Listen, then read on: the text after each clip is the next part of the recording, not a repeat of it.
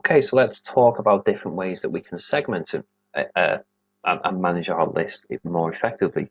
And in this video, we're going to talk about groups. So the benefit of using groups is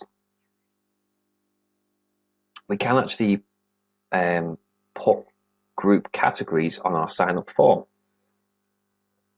So if we are offering a service where we would like people to pick their own interests, what they're interested in from your company, then we can have a list of groups and people can pick those, and when they do and sign up, they will automatically go into that group. They're in your audience and they're segmented by a group. You can have multiple groups as well. So if we use the example that you're running a catalog company and you do menswear, womenswear, children's wear, homeware, DIY, electrical goods, toys, so on and so forth. These are all sort of interests that people might be interested in. So when they opt in, they might, if it's a woman who's a mother, then she will be interested in women's wear, children's wear, and possibly toys. So she could actually pick those three groups of interests, and then when she opts in for your newsletter, she's segmented into those three groups, and then when you create campaigns that are based on those, you could target those groups and it will go to relevant people. So if you've got a toy sale on, you send it to people in the toy group, and that person that's in that group, that person who's just subscribed, who's in those three groups, she is going to get that email because she's in the toy group as well. So I use groups as a more sort of global interests, if you like. I also use groups so if I've got some sort of offers, if I'm offering a free ebook in exchange for your email address and for you to get you onto my email audience, then I will use a group called something about ebook, about what the ebook's relevant to. And then when people do opt in for that, they are in the ebook group. It's not necessarily something they pick from a list, so I wouldn't have it in the list. So I'd have it as a hidden group. And I'll show you how to set them up in a minute. When it comes to tags, we'll go over tags in the next module.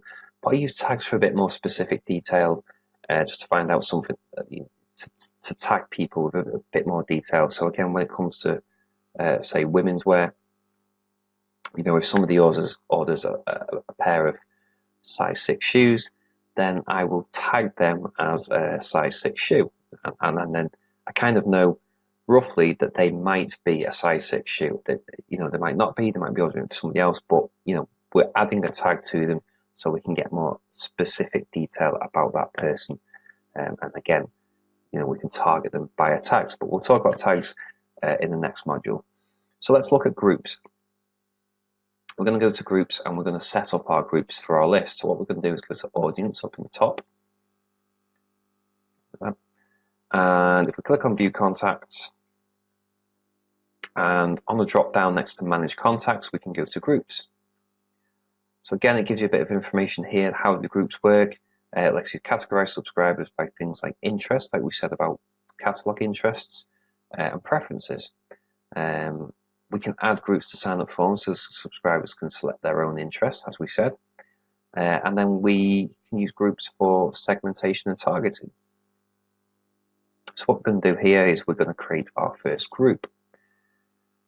First thing we're going to do is we're going to sort of set up groups for interests. So such as, we'll go over the catalog company.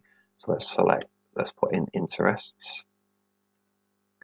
Spell it rightly. Interests. And then we'll give it some group names. So this is going to be, let's call it women's wear, men's wear, children's wear,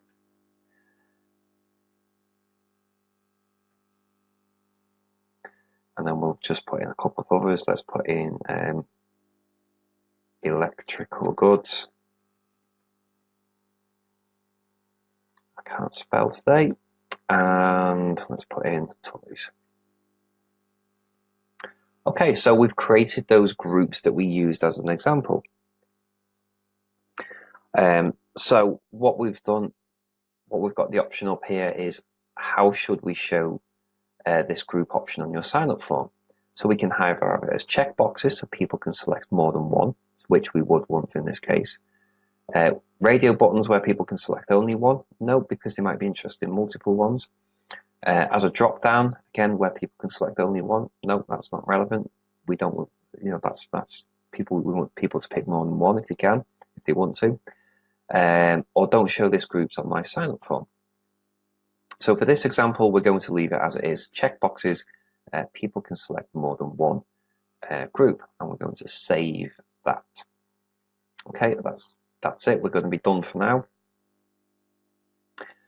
Now, if we go back to our campaigns, and what we're going to quickly do is go back to that landing page that we created to get people onto our list. We're not going to go back to the main form. We're just going to go back to the landing page, which was I think it was this one. I know you only have one in there because you've only created one at the moment. I actually created another one for another test. So I'm just going to edit this one. Let me just preview that. No, that's not the one. That's campaigns. It was actually that one then. So we're going to edit this one. So yeah, that's the one. So we're going to dive into the content and edit the design. And what we're actually going to do is look at the sign up form. And now you will see that we've actually got this extra one here that's called interest. That's the groups that we've just created. So I'm going to pick interests. Make it required. And we are going to save and close. Let's save and publish that. And then we're going to open this in a new tab. We'll just take a look. So we can see that what we've now actually got, what we've got now is a, I know we created this landing page to get people on our list, but to save going through the process of creating another landing page just for demonstration reasons, let's say this is the the newsletter sign up form for your business that is running a catalog company, and these are the options that people can sign up for. So they put their email address in, their name, they can agree to the data use, and what I'm actually going to do is just go back and edit that again.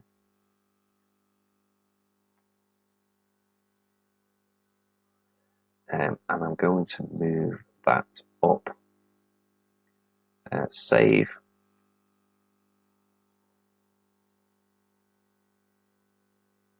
Save that. Let's just refresh this page. Let's publish. Okay, cool. Let's refresh. Okay, so yeah, we've got the interest before the data use agreement. So people sign up and they pick their things that they're interested in. So as we said, if a woman signs up who's a mother, then she'd be interested in women's wear, children's wear, possibly toys. She agrees to the data use, and then she joins your email list. So that's one way we can use groups where people can choose their own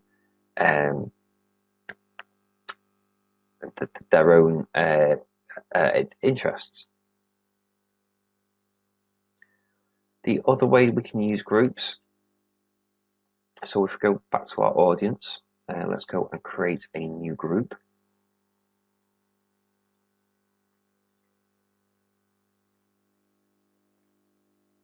So as you can see now, we've got this interest group here. I'm just going to delete that one because I don't want to get confused with the other one.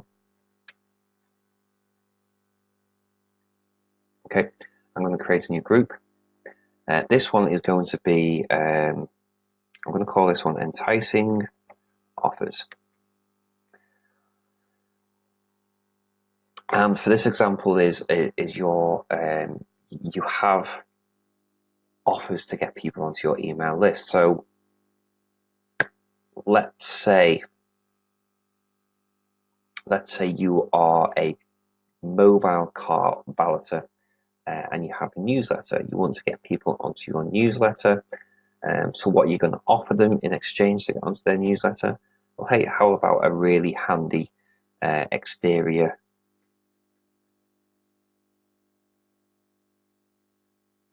shine ebook?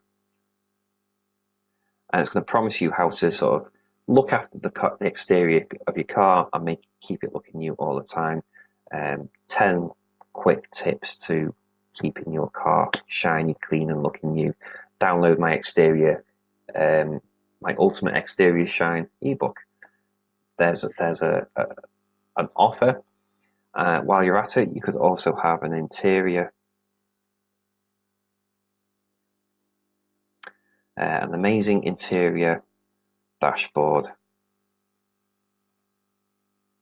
I can't spell. Ebook. Yep. So you've got one there that says, how to keep your dashboard looking spick and span clean, dust free, all that sort of stuff. Top 10 tips or something like that. And then you may have one that says alloy wheel care ebook. So basically, you're offering you've got 3 different offers to try and entice people onto your email list. It's not. Whoops. Damn it! I didn't change the settings. Let me just go through that again. When you've actually created a group, those options that you had to have checkboxes or selections or things like that, if you don't change the setting of those, you cannot go into this and edit the settings for that again. So I'm just going to delete that and just quickly recreate that again. So it's offers, exterior, ebook, interior, ebook, and alloy ebook. So it's basically 3 different ebooks that you're going to use to entice people onto your email list. Okay, so for this one, yes, you could actually have this as checkboxes where people can actually select their interests on a generic sign-up form. But if you're actually if you're creating a landing page specifically for getting people to download your exterior ebook, then you want them to go into the exterior ebook group. So what you don't actually want to do is give them the option of joining different groups.